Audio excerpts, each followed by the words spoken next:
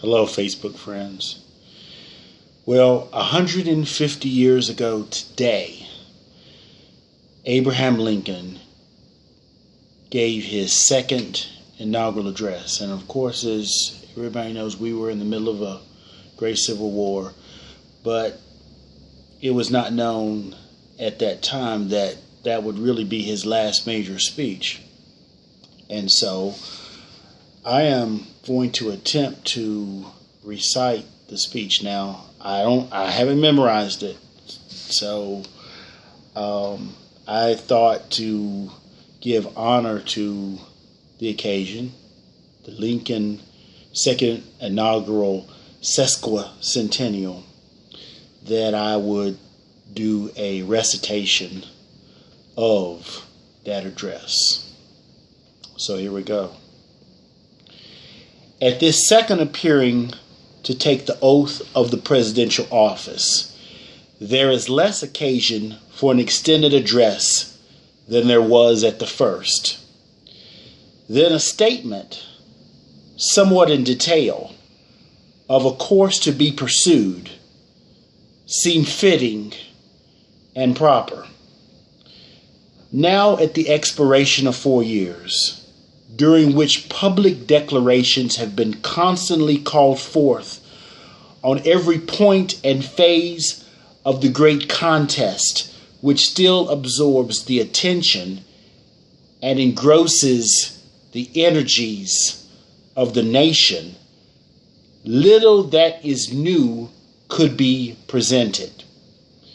The progress of our arms, upon which all else chiefly depends, is as well known to the public as to myself, and it is, I trust, reasonably satisfactory and encouraging to all.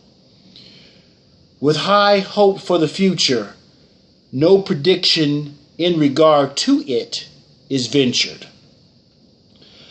On the occasion corresponding to this 4 years ago, all thoughts were anxiously directed to an impending civil war. All dreaded it, all sought to avert it. While the inaugural address was being delivered from this place, devoted altogether to saving the Union without war, insurgent agents were in this city seeking to destroy it without war, seeking to dissolve the Union and divide effects by negotiation. Both parties deprecated war,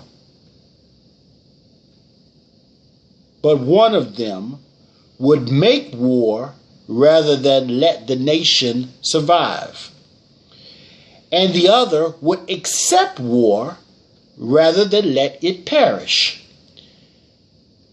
And the war came. 1/8 of the whole population were colored slaves, not distributed generally over the Union, but localized in the southern part of it. These slaves constituted a peculiar and powerful interest.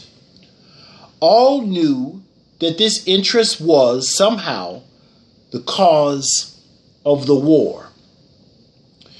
To strengthen, perpetuate, and extend this interest was the object for which the insurgents would rend the Union, even by war, while the government claimed no right to do more than to restrict the territorial enlargement of it.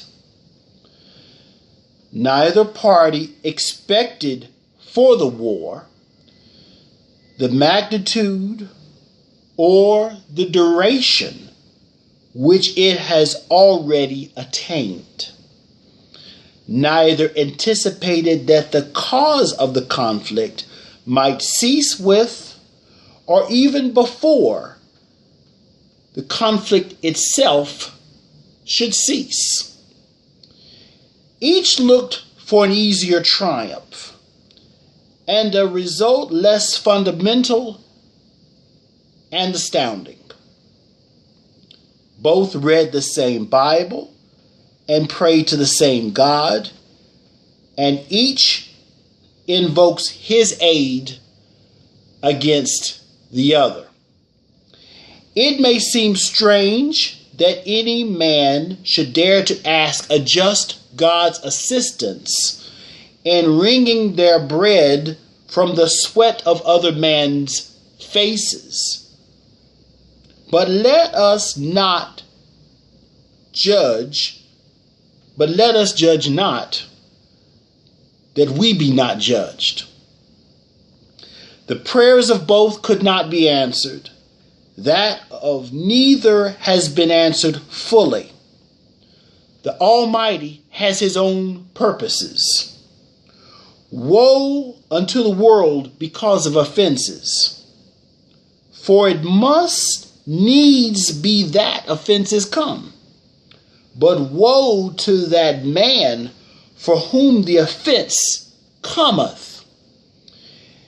If we shall suppose that American slavery is one of those offenses which, in the providence of God, must needs come, but which, having continued through his appointed time, he now wills to remove, and that he gives to both North and South this terrible war, as the woe due to those by whom the offense came, shall we discern therein any departure from those divine attributes which the believers in a living God always ascribe to him?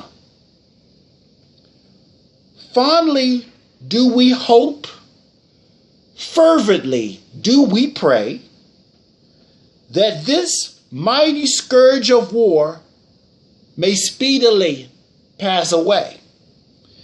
Yet, if God wills that it continue until all the wealth piled by the bond, man's 250 years of unrequited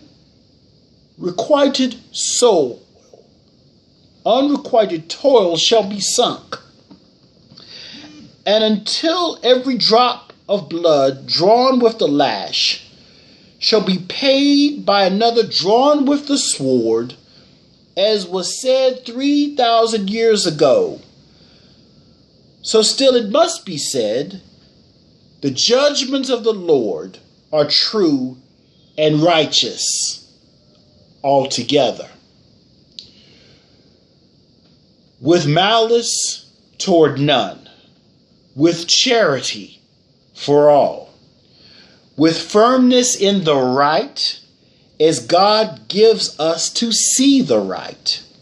Let us strive on to finish the work we are in, to bind up the nation's wounds, to care for him who shall have borne the battle, and for his widow and his orphan, to do all which may achieve and cherish a just and lasting peace among ourselves and among all nations. Abraham Lincoln, March 4th, 1865.